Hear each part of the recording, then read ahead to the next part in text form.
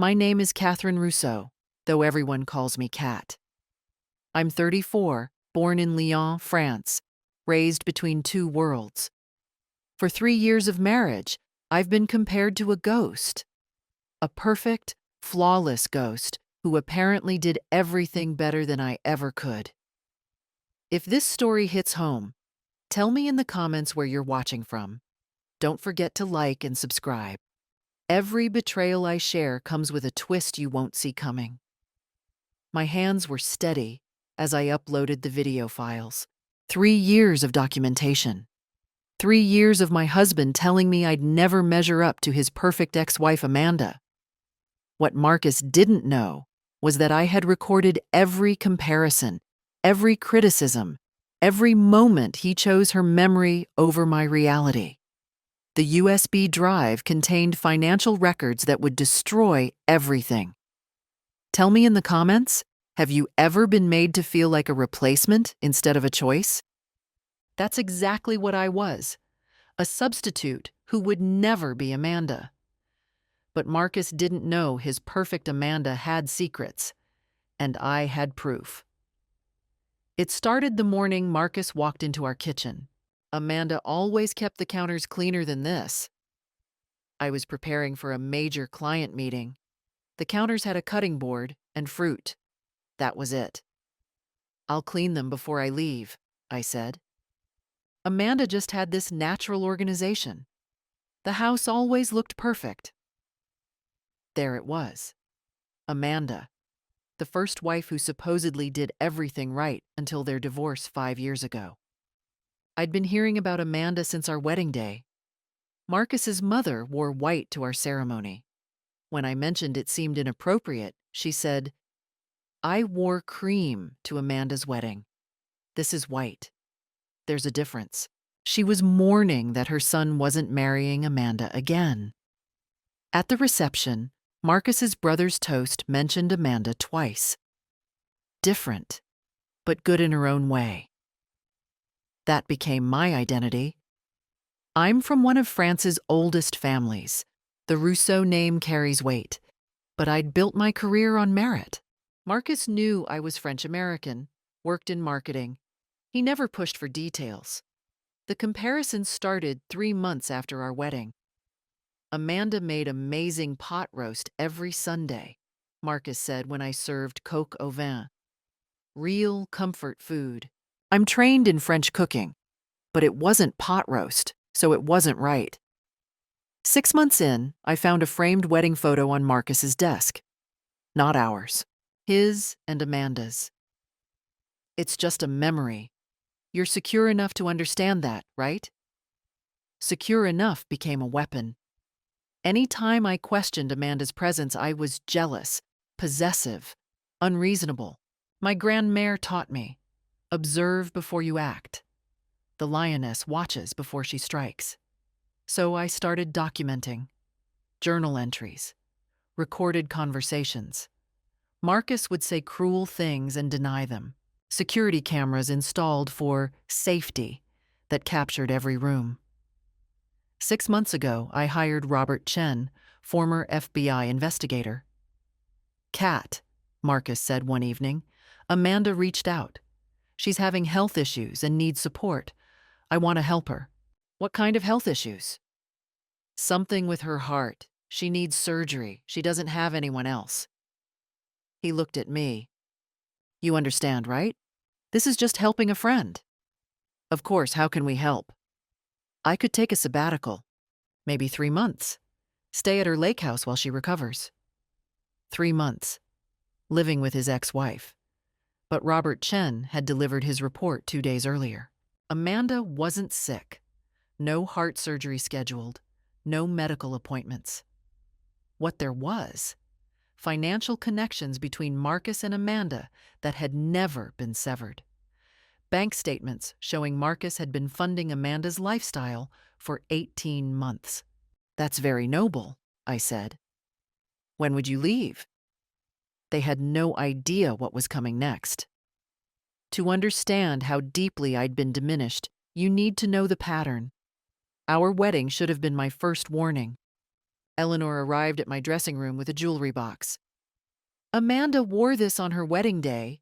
I thought you should have it. Inside were pearls.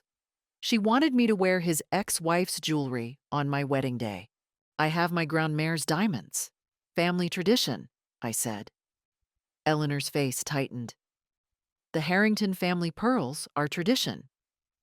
I'm a Rousseau. I'll honor my family today. She left without another word. I'd made an enemy. After our honeymoon in Provence, Marcus mentioned, Amanda and I honeymooned in Napa. She planned this whole wine-tasting itinerary, very organized. I'd arranged private vineyard tours, Michelin-starred restaurants. But it wasn't organized like Amanda's trip. The kitchen became a battlefield.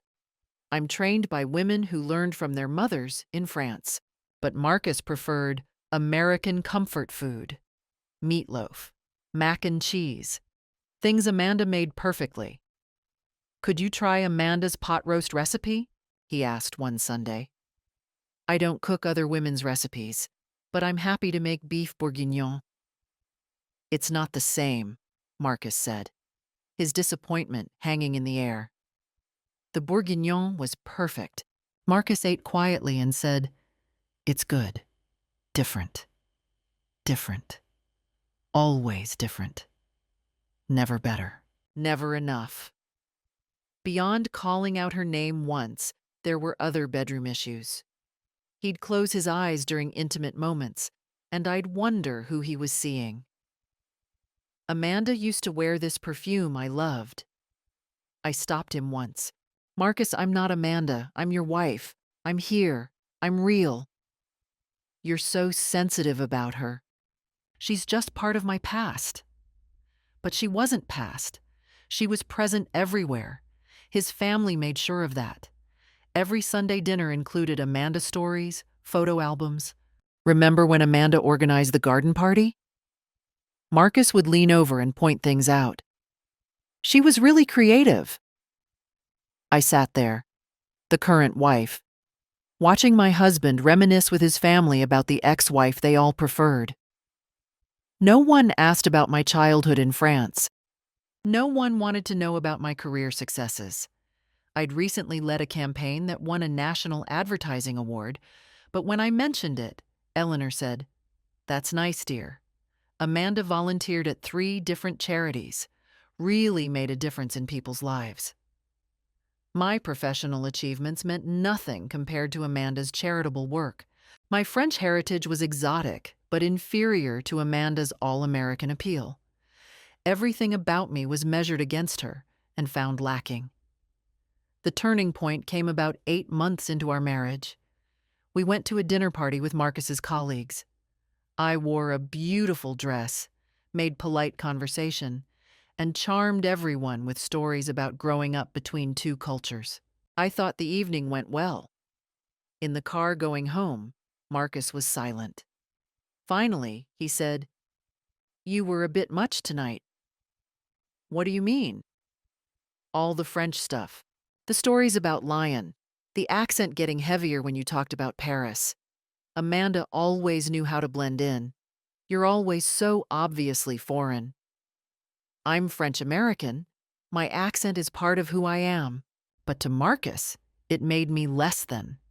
Less American. Less like Amanda. Less acceptable. That night, I started my documentation in earnest. I needed to remember these moments, to prove to myself I wasn't imagining the cruelty.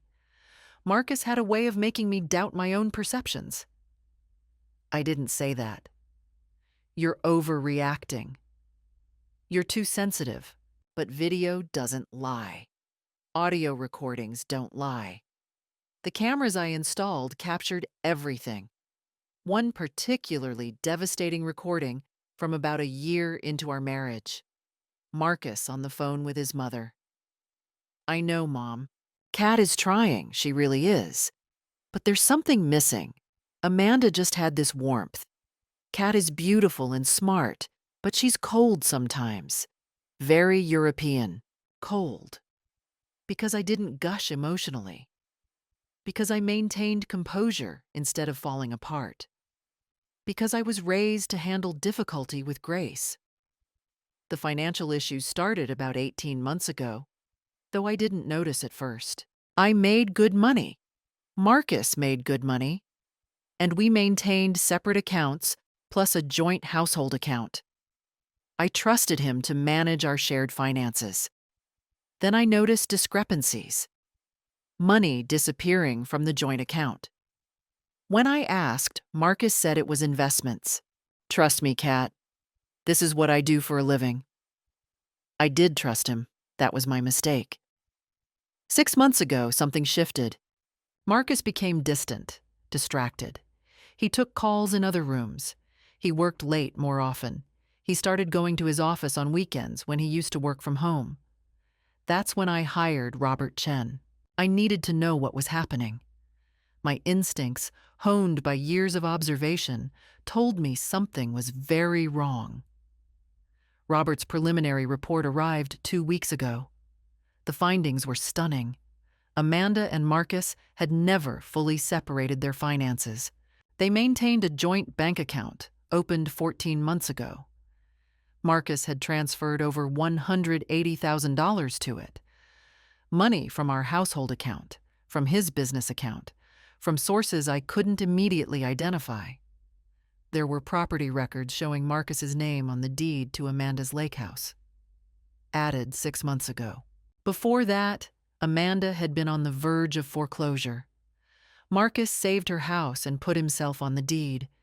There were emails, hundreds of them, going back 2 years to just 1 year into my marriage, planning, scheming, discussing how to handle the situation.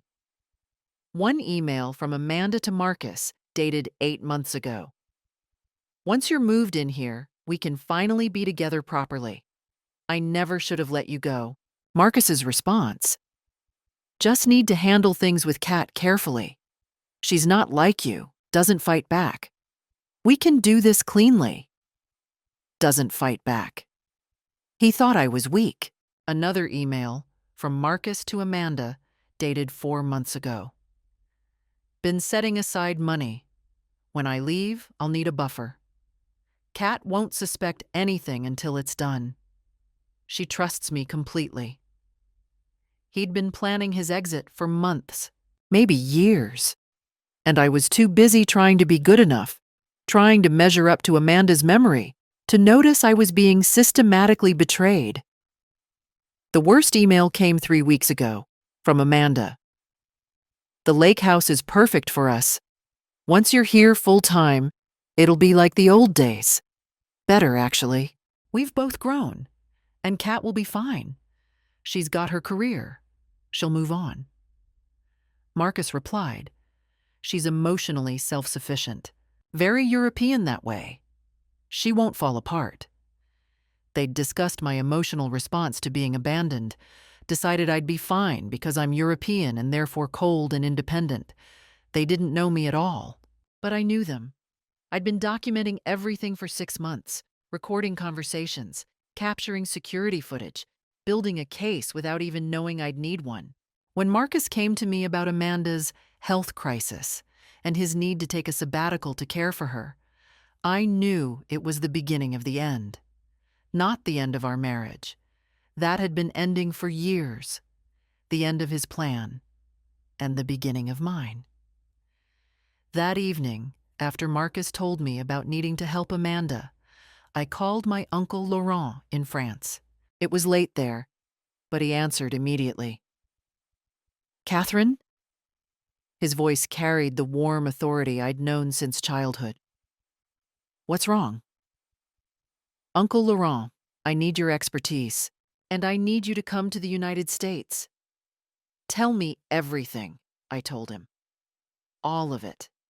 The comparisons, the emotional abuse, the financial irregularities, the planned abandonment. Laurent listened without interrupting, a skill honed by 40 years of legal practice. When I finished, he said, Catherine Marguerite Rousseau, why did you not tell your family you were being treated this way? I thought I could handle it. I thought if I was patient, if I was good enough. You are a Rousseau. He cut me off, his voice steel. We do not beg for scraps of respect. We demand what we're due. I'm flying out tomorrow. We're going to dismantle this man's life the way he's tried to dismantle yours. Uncle Laurent. No arguments. Your mother will come too. This ends now, Catherine. You've been patient long enough. I hung up and looked around my house. My house, actually. I'd bought it before marrying Marcus, using inheritance money from my grandmère. It was in my name only. Marcus had pushed to add his name to the deed, but I'd resisted, saying I wanted to keep some things separate. He'd been annoyed, but let it go. Now I understood why he wanted his name on property. He'd done it with Amanda's lake house, secured himself a place in assets, made himself impossible to remove cleanly. But my house was mine. My inheritance was mine. My career was mine. The only thing I'd truly shared with Marcus was my heart, and he'd treated it like garbage. Over the next 3 days, while Marcus prepared for his sabbatical to care for sick Amanda, I prepared for war. Robert Chen delivered his full report. The financial forensics were damning. The emails were worse. He'd even found evidence that Marcus had been trying to revise our prenuptial agreement without my knowledge, working with a lawyer to find loopholes. My attorney, recommended by my uncle, was a woman named Sarah Brennan. She reviewed everything in one marathon session at my office conference room. Catherine, she said when she finished, your husband is committing multiple forms of fraud. Financial fraud, possibly bigamy if there's evidence they never properly divorced, and definitely marital asset fraud. The prenup revision attempts are illegal without your consent. You could pursue criminal charges. I want him destroyed, I said quietly. Professionally, financially, socially, everything. Sarah smiled. It wasn't a nice smile. Then we'll destroy him. Marcus's mother called 2 days before Marcus was supposed to leave for Amanda's. Kat, we need to talk. She came to the house, let herself in with the key Marcus had given her without asking me. I was in the kitchen, preparing lunch. Eleanor, I said politely, what can I do for you? This situation with Amanda. I think it's wonderful that Marcus is helping her. But Kat, I need to be honest with you. She sat at my kitchen table in my house. Marcus made a mistake leaving Amanda. I think he's realizing that. And I think you need to step aside gracefully. I set down my knife very carefully. Excuse me? You're a smart woman. You must see it. Marcus never got over Amanda. They're soulmates.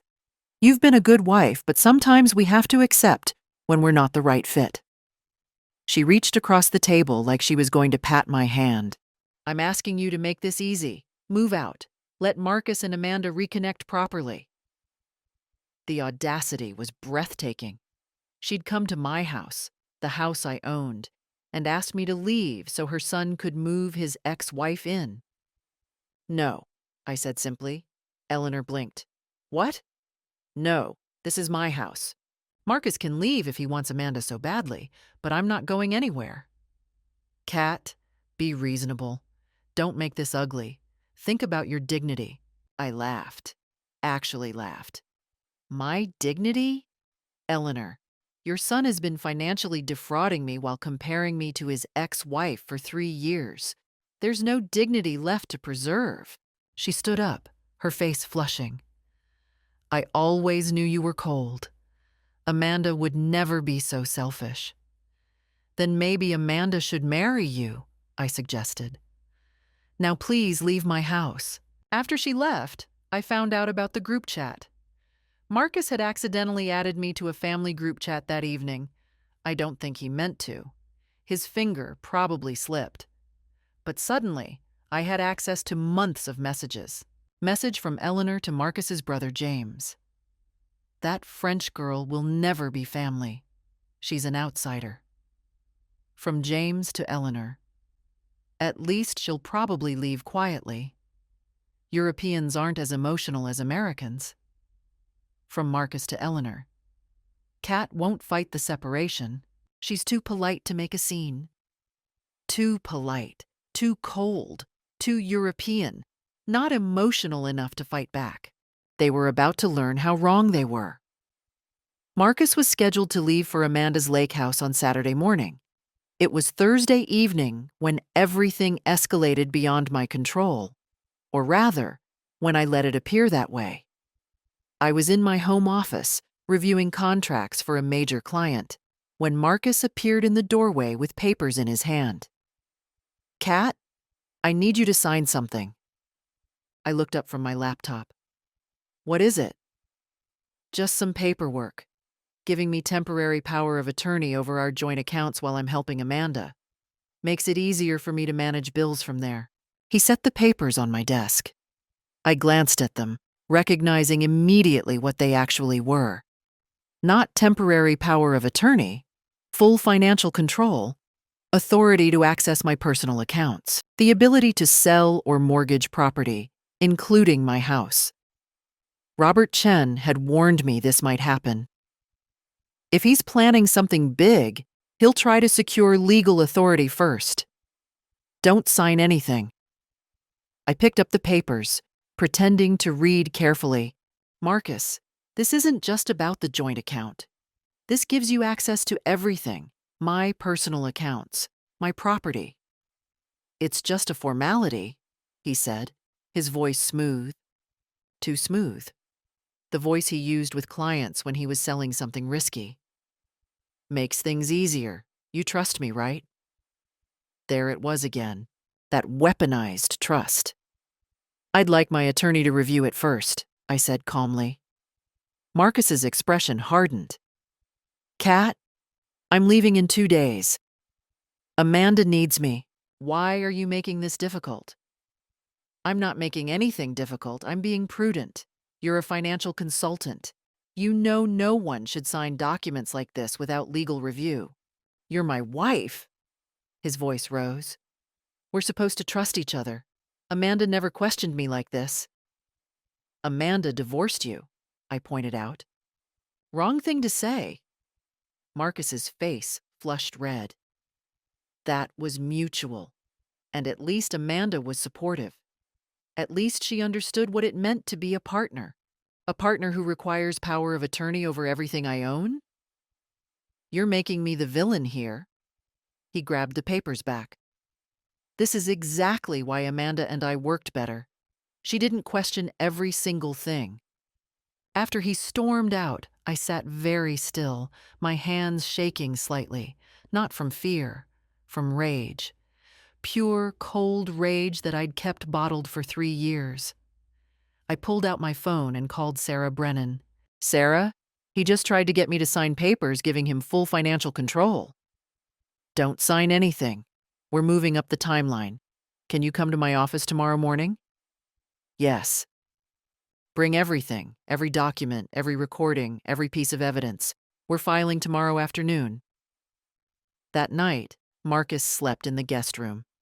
He'd been doing that more often lately, claiming he didn't want to disturb me with his early mornings. In reality, I think he couldn't stand looking at me anymore, knowing what he was planning. I lay in my bed, in the master bedroom of my house, and thought about everything that had led to this moment.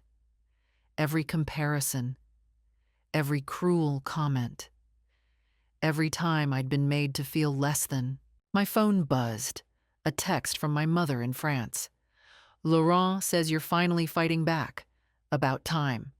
We raised a lioness, not a mouse. Call me when you can." Friday morning, Marcus was gone before I woke up. He left a note on the kitchen counter. "Went to office. Need to tie up loose ends before leaving tomorrow. We'll be home tonight to pack. Please don't make this harder than it needs to be. Don't make this harder." As if I was the one complicating things by existing.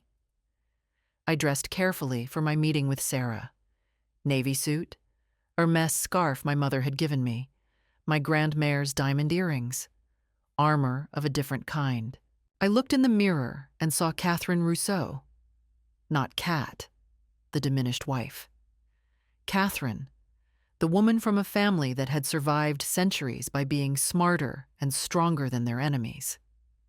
Sarah's office was downtown, in a building that reeked of old money and older power.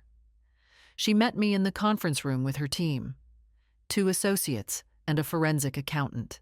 "Let's review everything," Sarah said. We spent 4 hours going through the evidence, every email, every recording, every financial document. The security camera footage that showed Marcus and his mother discussing how I'd just accept the situation. The texts between Marcus and Amanda planning their future together. The forensic accountant, a woman named Patricia, who looked like someone's grandmother but had the analytical mind of a computer, summarized her findings. Marcus has moved $187,000 to Amanda, some from joint accounts, some from business accounts that list Catherine as a partner on paper, but where she wasn't actively involved. He's put his name on Amanda's property. He's taken out loans using marital assets as collateral without your knowledge. And he's tried to access your personal inheritance accounts multiple times, failing only because they require biometric authorization. He tried to access my inheritance? I'd known about the other things, but this was new. 17 attempts over the past 6 months. The bank flagged it but didn't notify you because the attempts didn't succeed. They assumed it was you forgetting your fingerprint had to register differently. He'd been trying to steal my inheritance. Money from my grandmère, meant for me and any children I might have. Family money going back generations. "Sarah," I said quietly, "I want to file criminal charges. All of them." "Catherine, criminal charges are a different path than divorce proceedings. We can do both, but you need to understand what you're starting." "I understand. He tried to steal from my family. That's unforgivable." Sarah nodded. "Then we file this afternoon. But there's something else you should know. Robert's report came back with additional information about Amanda." She slid a folder across the table. I opened it and stared at the documents inside. Amanda's marriage certificate. To a man named David Foster. Date: 3 years ago. 1 year into my marriage to Marcus. She's married? I looked up at Sarah. Gets better. She's still married. Never divorced David. He's living in Colorado. Filed for separation 8 months ago, but the divorce isn't finalized. Which means if she and Marcus are claiming to be in a relationship and planning to marry, she's committing bigamy fraud. Exactly. And Marcus, if he knows about the current husband, is complicit. I thought about the emails, the plans, the lake house. He knows. He has to know. Then he's not just defrauding you. He's potentially involved in marriage fraud, identity fraud, and financial fraud across state lines. That makes it federal. The room spun slightly. I'd known Marcus was betraying me. I hadn't realized how deep it went. "There's more." Robert Chen's voice came from the doorway. He entered with another folder. "Amanda has a history. 2 other marriages before David. Both ended with fraud accusations. She married wealthy men, gained access to assets, then disappeared when they got suspicious. She's done this before." "She's a professional con artist," I said slowly. "And Marcus either knows and doesn't care, or he's her next mark along with you," Sarah said. "Either way, we have enough to bury both of them." I thought about Marcus comparing me to Amanda for 3 years, his perfect ex-wife, the woman who did everything better. She was a con artist who'd probably targeted him for his money and any assets he could access through me. The irony was devastating and satisfying in equal measure. "File everything," I said. "Divorce papers, criminal complaints, all of it. Catherine, once we do this, there's no going back. Are you sure? I thought about 3 years of being told I wasn't good enough. 3 years of being compared to a ghost. 3 years of being diminished and dismissed while my husband stole from me and planned his exit. I've never been more sure of anything. Sarah made the calls. Papers were prepared. By 5 o'clock Friday afternoon, we'd filed for divorce with a request for immediate asset freezing. We'd submitted criminal complaints for fraud to both state and federal authorities. We'd notified Amanda's current husband about her activities, and we'd prepared a very detailed email to send to Marcus's entire client list. The email goes out Monday morning, Sarah said. We'll give him the weekend to process what's coming. No, I said. Send it tonight. He's packing to leave tomorrow. I want him to see it before he goes. Sarah raised an eyebrow. You're sure? I'm done being patient. I drove home in the darkness, my hands steady on the wheel. When I pulled into my driveway, Marcus's car was there. Lights were on in the house. He was home, packing for his new life with Amanda. I walked in through the front door. Marcus was in the living room, 2 suitcases open, folding clothes. Hey, he said without looking up. I'm almost done packing. Figured I'd get it out of the way tonight so we don't have an awkward morning tomorrow. Marcus, we need to talk. Can it wait? I'm trying to finish this. No, it can't wait. Something in my voice made him look up. I was standing in the doorway, still in my suit, my face composed. But something must have shone in my eyes because he set down the shirt he was folding. What's wrong? I know everything, I said simply. The money, the lake house, the plans, Amanda, all of it. His face went through several expressions: confusion, realization, panic, then surprisingly, anger. You've been spying on me. You've been stealing from me. Spying seems reasonable in comparison. Kat, whatever you think you know, I know you've moved nearly $200,000 to Amanda.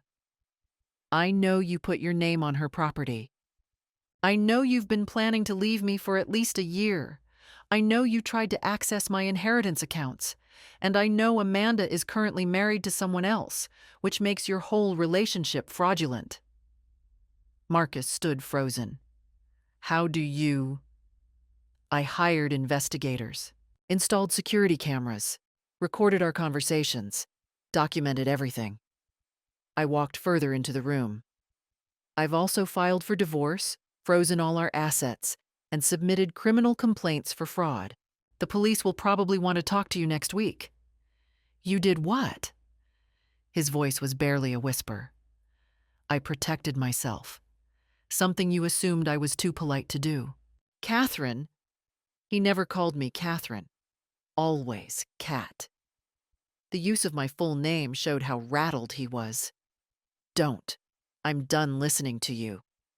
I spent 3 years trying to be good enough, trying to measure up to Amanda.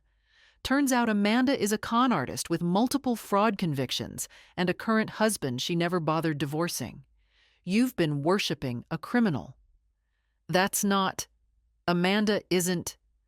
Amanda is using you, just like you've been using me. The difference is, I'm walking away with my dignity and my assets. You're walking away with criminal charges. His phone buzzed. Then again, and again. He grabbed it, staring at the screen as it lit up with notifications. Sarah had sent the email to his client list. It was short and professional, simply stating that Marcus Harrington was no longer authorized to conduct financial business due to pending fraud investigations, and that clients should contact the firm directly. Marcus's face drained of color. My clients. You contacted my clients.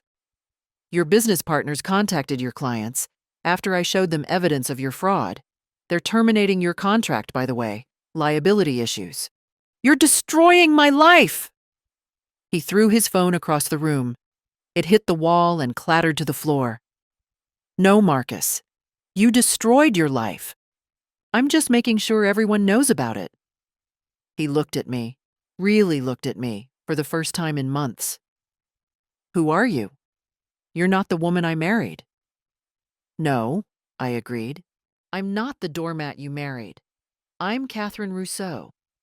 My family built empires in France before yours left whatever country you came from. I have more money, more power, and more dignity than you'll ever have. And you thought I'd just quietly accept being replaced by a con artist. I loved Amanda, he said, like it explained everything. You loved an illusion. But here's what's real. My lawyer, my investigators, my security footage, and my forensic accountants. That's all very real, and it's all going to court. Marcus sank onto the couch, his half-packed suitcases surrounding him. What happens now? Now you leave my house. Tonight. Those suitcases you packed? Take them and go. You have 24 hours to remove any remaining belongings, supervised by my attorney. Then you stay away from my property. Where am I supposed to go? I believe Amanda has a lake house with your name on the deed. Oh, wait, that might be frozen in the asset investigation.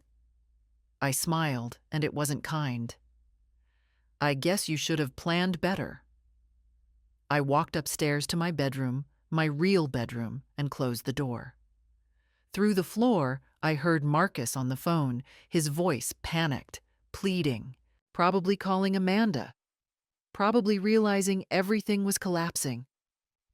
I changed into comfortable clothes, poured myself a glass of wine from a bottle my grand-mère had given me, and sat by the window, watching, waiting.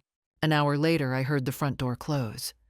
Marcus's car started, drove away, and I was alone in my house. Finally, completely alone. I raised my glass to the empty room. À votre santé, grand-mère. You taught me well.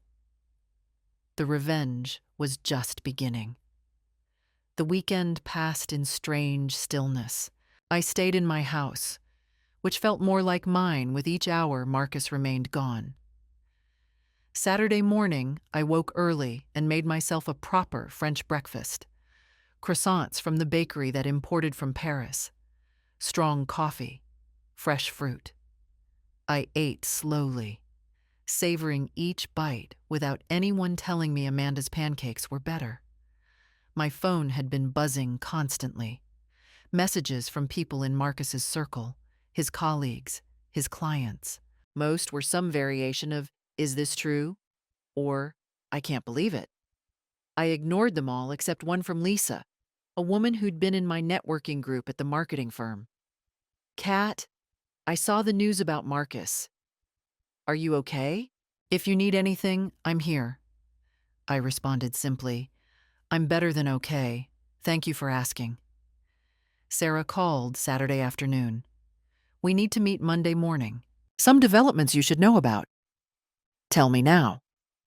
Amanda's current husband, David Foster, contacted me. He wants to be part of the case. Apparently, Amanda cleaned out their joint accounts and disappeared 6 months ago. He's been looking for her. She stole from him too? And from the husband before him, and the one before that. We're building a pattern of behavior that the DA is very interested in. Catherine, this is bigger than just your divorce. Amanda might face serious prison time. Good. There's something else. Marcus's mother called my office. She wants to talk to you. I laughed. Eleanor can contact my attorney, which is you. Tell her I said hello and to enjoy the family shame. Will do. Also, your uncle called. He's at the Four Seasons. He wants to have dinner with you tonight. Uncle Laurent. I hadn't seen him in person since my wedding. Tell him 7 o'clock. I'll meet him there. That evening, I dressed carefully. Black dress, simple but elegant. My grand-mère's pearls, not Eleanor's rejected ones. I looked in the mirror and saw my mother's eyes, my grand-mère's cheekbones, generations of strong French women who'd survived worse than unfaithful husbands. The Four Seasons restaurant was quiet elegance. Uncle Laurent sat at a corner table, reading glasses perched on his nose, reviewing papers. He looked up when I approached and stood immediately, pulling me into a tight embrace. "Catherine, let me look at you." He held me at arm's length. "You've lost weight." "I've been busy destroying my husband's life. It's very consuming work." He laughed, that deep rumble I remembered from childhood. "Sit. Tell me everything." Over dinner, I walked him through the entire situation, the comparisons, the emotional abuse, the financial fraud, the discovery of Amanda's history. Laurent listened, occasionally making notes, his lawyer's mind cataloging everything. When I finished, he sat back and studied me. "Why didn't you tell your mother? Tell me? We would have intervened immediately." "I thought I could handle it. I thought if I was patient enough, good enough." "Catherine," his voice was sharp, "you are a Rousseau. We do not beg for love. We do not accept being diminished. Your grandmère would be devastated to know you suffered this way." "Grandmère taught me to observe before acting. I was observing." "For 3 years? That's not observation. That's endurance. There's a difference." He reached across the table and took my hand. "But you're acting now. And from what I've seen, you're dismantling this situation with precision. Your evidence is excellent. Your legal team is competent. Sarah Brennan is good, but I'm better. I'm taking over your case." "Uncle Laurent, you practice international law in Paris." "I'm licensed in New York and Connecticut. Did you forget I worked in Manhattan for 5 years before returning to France? Besides, this case has international elements now. Marcus has moved money through offshore accounts. That's my specialty." "He has offshore accounts?" Laurent smiled. It was not a pleasant smile. "Your investigators found domestic fraud. I found the international components. He's been hiding money in the Cayman Islands, Singapore, and Switzerland. Badly, I might add. Very traceable." "How much?" "Approximately $400,000. Some of it from his business, but a significant portion appears to be siphoned from marital assets over the past 3 years." I sat back, stunned. 400,000.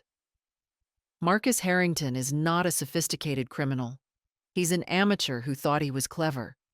The offshore accounts are easily traceable, poorly structured, and definitely illegal. He's facing federal charges, Catherine. Serious ones. The waiter arrived with our main courses. We paused while plates were set down, wine refilled.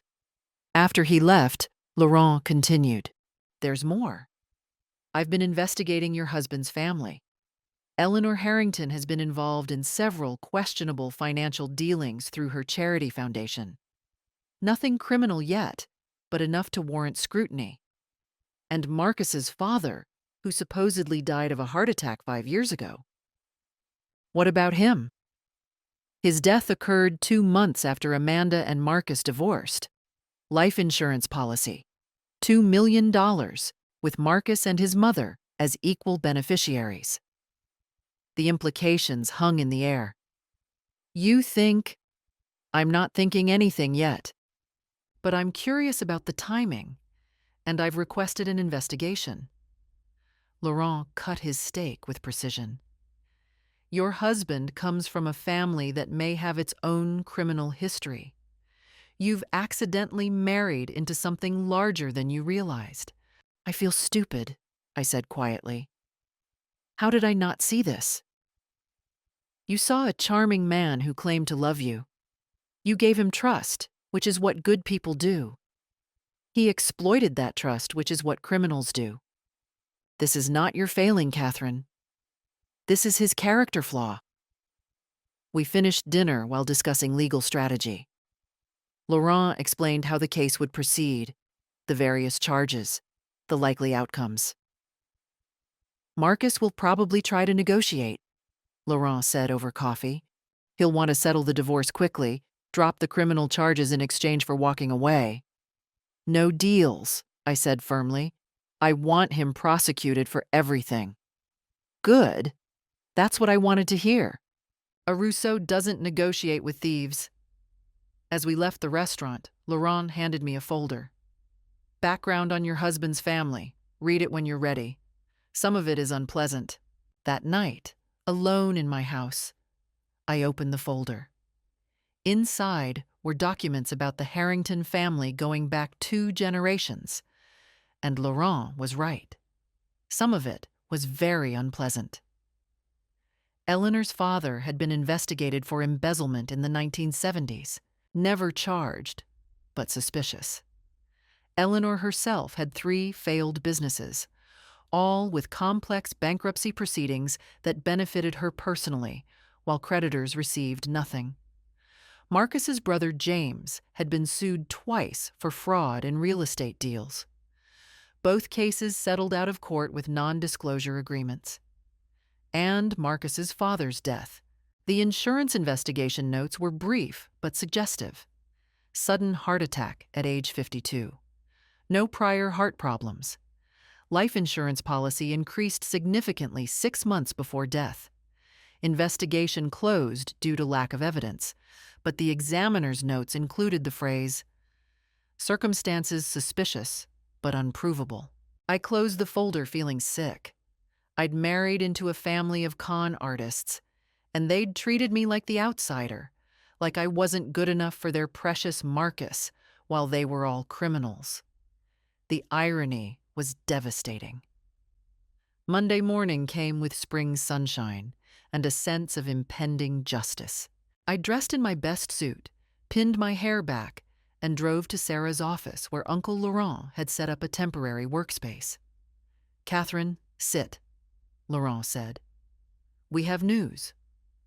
Sarah was there, along with Robert Chen and a man I didn't recognize. "This is Agent Marcus Torres with the FBI," Laurent introduced him. "Agent Torres, this is my niece, Catherine Rousseau." FBI. This had escalated to federal investigation. "Ms. Rousseau," Agent Torres said, shaking my hand.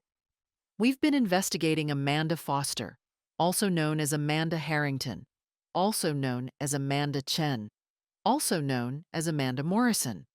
She has multiple identities and a pattern of marriage fraud across 7 states spanning 12 years. 7 states? She's a professional.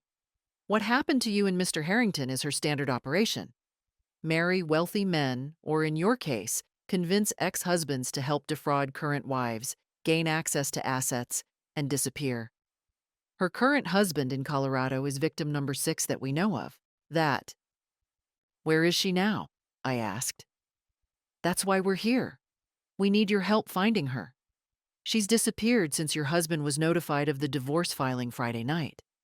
We believe she knows she's been caught. You want me to help catch her? Agent Torres nodded. Marcus Harrington is our best lead to her location, and he's more likely to communicate with you than with us. He hates me right now. Which is why this might work, Laurent said. Catherine, we want you to call Marcus. Tell him you're willing to talk. Set up a meeting. He'll tell Amanda. She'll either show up or tell him where she is. Either way, we track her. You want me to be bait. We want you to be justice, Agent Torres corrected. Amanda Foster has destroyed lives, stolen millions, ruined families. You have the power to stop her. I thought about 3 years of being compared to this woman. 3 years of being told I wasn't as good as her. And the whole time, she was a criminal who'd probably manipulated Marcus just as much as she'd manipulated her other victims. What do I have to do? Agent Torres explained the plan. I would call Marcus, suggest a meeting to discuss the divorce privately. The FBI would wire me and set up surveillance. When Marcus arrived, they'd follow him, hoping he'd lead them to Amanda. She'll be desperate, Agent Torres said. She knows her pattern has been exposed. She'll make mistakes. That afternoon, I made the call. Marcus answered on the fourth ring. Catherine? Marcus, we need to talk. In person. Can you meet me? Why would I meet with you? You've destroyed everything. Because the divorce is happening whether you cooperate or not. We can do this the hard way or the harder way. I'm offering you a chance to at least have input. Silence. Then, where? The coffee shop where we first met. Tomorrow at 10. Fine, but Catherine, I'm bringing my lawyer. Bring whoever you want. I hung up and looked at Agent Torres. He agreed. Good. Now we wait. Tuesday morning arrived cold and clear. I wore a wire. FBI agents positioned themselves around the coffee shop. Uncle Laurent and Sarah waited in a surveillance van. I sat at a corner table, hands wrapped around a latte, waiting. Marcus arrived at 10:15, no lawyer in sight. He looked terrible, unshaven. Wrinkled clothes, dark circles under his eyes. He sat across from me without ordering anything. You look awful, I said. You've destroyed my life. How am I supposed to look? I didn't destroy anything. I revealed what was already there. Semantics. He rubbed his face. What do you want, Catherine? I want to understand. Why Amanda? Why steal from me? Why not just divorce me honestly? Because she needed money. Because I needed money.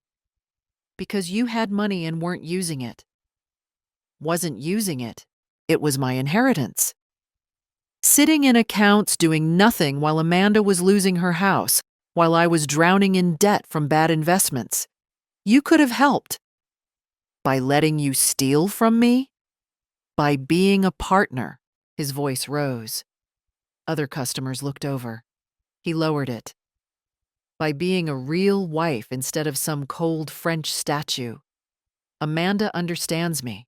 Amanda needs me. Amanda is using you. She's a con artist, Marcus. She's done this to 6 other men. You're not special to her. You're a mark. You're lying. FBI is investigating her. She has multiple identities, multiple fraud convictions, and a current husband she never divorced. You're committing bigamy by association. Marcus's face crumbled. That's not true. She loves me. We're going to start over. Where is she, Marcus? I'm not telling you anything. The FBI will find her eventually. Help them, and maybe they'll go easier on you. I'm not betraying Amanda. He stood abruptly. This was a mistake. I'm leaving. Marcus. But he was gone, pushing through the door and into the street. I watched through the window as he climbed into his car. FBI agents followed discreetly. Agent Torres's voice came through my earpiece. Good work. We're on him. Stay there. I sat in the coffee shop for another 30 minutes, drinking cold coffee, wondering if this would work. My phone buzzed. Text from Agent Torres. We have her. Arrested at a motel off I-95. Your husband led us right to her. It was over. Actually over. I drove home, the weight of 3 years lifting with each mile. When I pulled into my driveway, there was a car I didn't recognize parked on the street. A woman got out as I approached. She was tall, blonde, about 40. Catherine Rousseau? Yes? I'm Amanda Foster. We should talk. For a moment, I thought I was hallucinating. The FBI just arrested you. They arrested a woman using my credit card. I'm smarter than that. She smiled, and it was cold. I'm the real Amanda, and I think you and I can help each other. I stared at this woman who'd haunted my marriage for 3 years. In person, Amanda Foster looked nothing like her photos. Older, harder. The perfect all-American girl image was a facade maintained by lighting and filters. Why would I help you? I asked. Because Marcus defrauded both of us. Because I actually do have evidence that could put him away for longer. And because if we work together, we both win. You're a con artist. I prefer entrepreneur. Look, Catherine, can I call you Catherine? No. Cat, then. Marcus played us both. He told me you were cold, rich, and wouldn't notice money going missing. He told you I was perfect and needy. He's been stealing from me, too. You're married to someone else. Amanda laughed. That marriage ended. David got the paperwork filed. Marcus was my legitimate next relationship. But then he got greedy, started taking more than agreed. More than agreed, I repeated. You and Marcus had an agreement to steal from me? Oh, don't clutch your pearls. You have family money you've never touched. You weren't using it. Something clicked in my mind. You're wearing a wire. Amanda's expression flickered. What? The FBI gave you a deal?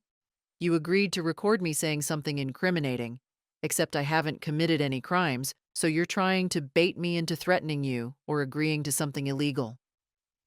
You're paranoid. I'm French. We invented paranoia. I pulled out my phone. Agent Torres? The real Amanda is at my house wearing a wire and trying to entrap me. You might want to send someone. Amanda's face transformed into rage. You stupid! Careful, you're recording yourself now. 2 FBI vehicles pulled up within 5 minutes. Apparently, they'd been nearby, waiting. Agent Torres approached with 4 other agents. Ms. Foster, you were supposed to stay at the safe house. This wasn't the plan, I said. No, it wasn't. Ms. Foster decided to freelance. She thought she could get evidence that you were involved in the fraud, reduce her own charges. He looked at Amanda. Didn't work out, did it?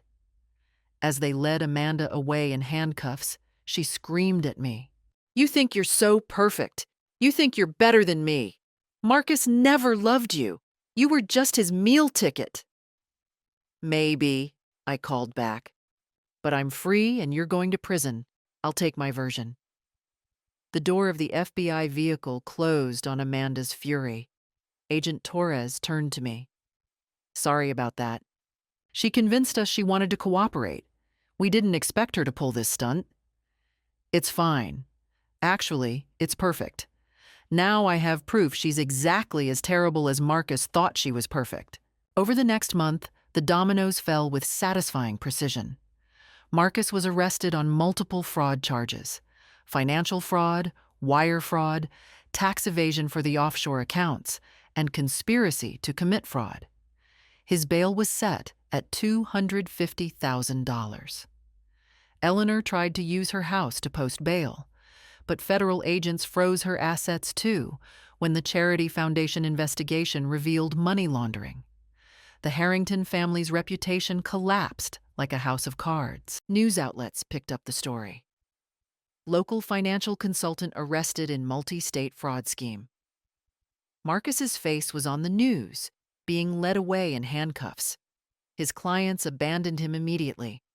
The firm terminated his contract and sued him for damages. His professional licenses were suspended. His carefully built career, the image of success he'd cultivated, all destroyed in a week. Amanda faced charges in 7 states. The FBI had built a comprehensive case against her. She'd defrauded victims of over $3 million across 12 years. She was looking at 15 to 20 years in federal prison. Marcus's brother James tried to distance himself, releasing a statement about being shocked and disappointed by his brother's actions. But Robert Chen's investigation revealed James had helped set up some of the offshore accounts. He was arrested 2 weeks after Marcus. Eleanor had a complete breakdown. Her charity was revealed as a front for laundering money from Marcus's fraudulent activities. She faced charges as well. The woman who'd worn white to my wedding and told me I'd never be good enough was going to trial. As for me, The divorce was finalized quickly once criminal charges were filed. The prenup I'd signed, which Marcus had tried to revise, actually protected me completely. All marital assets came to me. The money Marcus had stolen was recovered from his accounts and returned. More than that, Laurent's investigation revealed Marcus had never actually contributed to our household financially beyond his share of utilities. Everything else, mortgage, furnishings, renovations, I'd paid for. He'd been living off my income while hiding his own money and stealing more. The judge was not sympathetic to Marcus's position. I got everything: the house, the cars, the investments, plus a judgment for the stolen money, pain and suffering, and punitive damages. Marcus would be paying me for the rest of his life, assuming he ever made money again. 6 months after that Friday night when I'd filed for divorce, I stood in my house throwing a dinner party. Not the careful, walking on eggshells dinners I'd hosted when Marcus lived here. A real celebration. Lisa from my networking group was there with her husband. Maria, my colleague who'd been quietly supportive throughout. Uncle Laurent, who'd stayed in the United States to see the case through. My mother, who'd flown in from France. And several new friends, women I'd met through a support group for victims of financial abuse. A toast, Uncle Laurent said, raising his wine glass, to Catherine, who proved that patience is a virtue, but revenge is an art form. Everyone laughed and raised their glasses. I looked around my dining room, my house, my space that now contained only people who respected and valued me. I have news, I announced. I've been promoted to senior vice president at the firm, and I'm launching a foundation to help victims of domestic financial abuse. It's called the Amanda Initiative. You named it after her? Maria asked. I named it after the imaginary perfect woman I was compared to for 3 years. Every time someone looks for help, they'll see that name and know that perfection is often a mask for something rotten, and they'll get the help they need to escape. My mother stood, elegant in her French way, and came to embrace me. Your grand-mère would be so proud. You remembered who you are. I never forgot, I said. I just let someone make me small for a while. And now? Now I'm taking up all the space I deserve. The foundation launched 2 months later.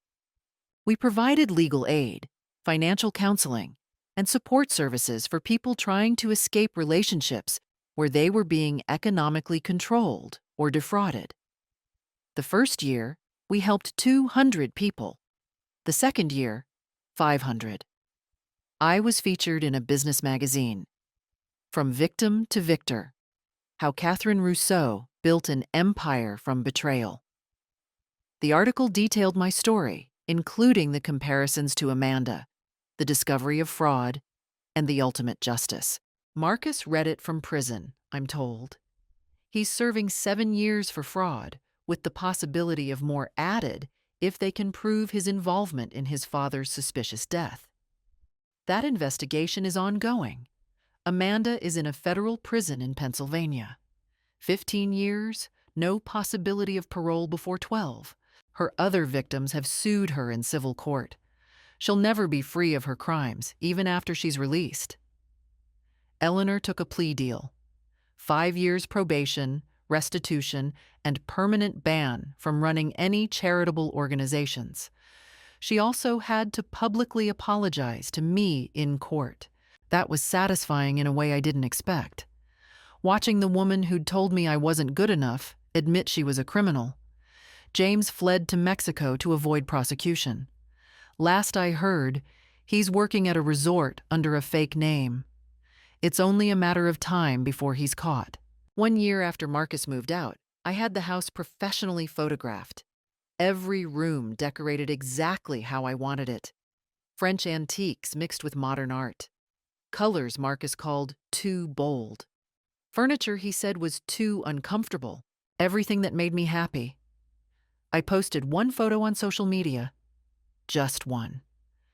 My living room, elegant and beautiful, with French doors open to a garden I'd planted myself. The caption read, "Home is where you're valued. I finally found mine." Within an hour, I received messages from dozens of women sharing their own stories. Marriages where they'd been diminished. Relationships where they'd been compared to someone else. Situations where they'd been made to feel less than. I responded to each one with the same message. Document everything. Trust your instincts. You deserve better. And when you're ready, fight back with precision. 2 years later, I met someone new, Jean-Luc, a diplomat from France who was working at the United Nations. My mother introduced us at a family gathering. He was intelligent, kind, and treated me like I was the only woman in any room. On our third date, he asked about my past. I told him everything. The comparisons, the fraud, the revenge. "And you feel guilty?" he asked. "Sometimes. Is that strange?" "Not at all. You loved him. Love makes us vulnerable." "But Catherine, what you did wasn't revenge. It was justice. You didn't destroy him. You revealed him." "That's what my uncle says." "Your uncle is correct. And also, you're remarkable. Not despite what happened, but because of how you handled it." Jean-Luc never compared me to anyone, never suggested I should be different. He loved me exactly as I was. Catherine Rousseau, strong, French, occasionally cold by American standards, and absolutely unwilling to be diminished ever again. 3 years after Marcus left, on the anniversary of that Friday night when he'd tried to make me sign away my rights, I received a letter. It was from Marcus, forwarded through my attorney from the prison. I almost threw it away without reading it. But curiosity won. The letter was apologetic. Pages of explanations, excuses, and requests for forgiveness. He was sorry. He'd been confused. Amanda had manipulated him. He'd never meant to hurt me. Would I consider writing to him? Maybe visiting? I read it once, then handed it to my attorney. "File this with the rest." No response. "You're sure?" Sarah asked. "Some victims find closure in confronting their abusers." "I don't need closure from him. I have closure from justice. From this." I gestured around my office at the foundation headquarters. "From knowing that every day someone escapes a situation like mine because I fought back. That's my closure." The foundation grew. By year 3, we'd expanded to 5 states. We'd helped over 1,000 people escape financial abuse. We'd assisted in prosecuting 47 abusers. We'd changed laws to make domestic financial fraud easier to prosecute. I became a speaker on the topic. Not to relive my trauma, but to help others avoid it or escape it. I spoke at conferences, universities, and corporate events about the signs of financial abuse, about documenting everything, about trusting your instincts. The moment you think something is wrong, I'd tell audiences, you're probably right. And the moment you realize you're being compared to someone else as a weapon against you, you're in an abusive relationship. You deserve better. People asked if I regretted marrying Marcus. The honest answer was complicated. I regret not seeing the signs earlier. I regret allowing myself to be diminished. But I don't regret the experience entirely, because it taught me something valuable. My worth doesn't come from someone else's opinion of me. My worth is inherent. And anyone who can't see that doesn't deserve access to my life. The best revenge, it turned out, wasn't destroying Marcus. That was just justice. The best revenge was building something beautiful from the ashes of his betrayal, creating meaning from pain, helping others while healing myself. 5 years after everything imploded, I stood in my garden on a perfect spring morning. The same garden where I'd once been told I should plant normal flowers like Amanda did, instead of the French lavender and roses I preferred. Now it bloomed exactly how I wanted it. Wild, colorful, unapologetically French. My phone rang. Unknown number. I answered cautiously. Catherine Rousseau, a woman's voice, hesitant. Yes? My name is Jennifer. I saw your foundation website. I'm being compared to my husband's ex-girlfriend constantly. He says she was more fun, more spontaneous, more everything. And I just found out he's been sending her money. I don't know what to do. I smiled, sad, but determined. Jennifer, let me tell you what to do. First, document everything. And so the cycle continued. Pain transformed into purpose, betrayal into justice, and a woman who'd been told she wasn't good enough proving every single day that she was more than enough. Marcus served his time. Amanda served hers. Eleanor served hers. The Harrington family name became synonymous with fraud in our community, and I became synonymous with survival. But more than that, I became myself again. Catherine Rousseau. Not Kat, the diminished wife. Not the woman who wasn't as good as Amanda. Just me. Fully, completely, unapologetically me. And that, in the end, was the sweetest revenge of all. If this story resonated with you, if you've ever felt compared or diminished, please share it. Hit subscribe for more stories about finding strength in adversity. And tell me in the comments, what moment of standing up for yourself are you most proud of? You're not alone. You're valued. And you deserve better than anyone who makes you feel otherwise.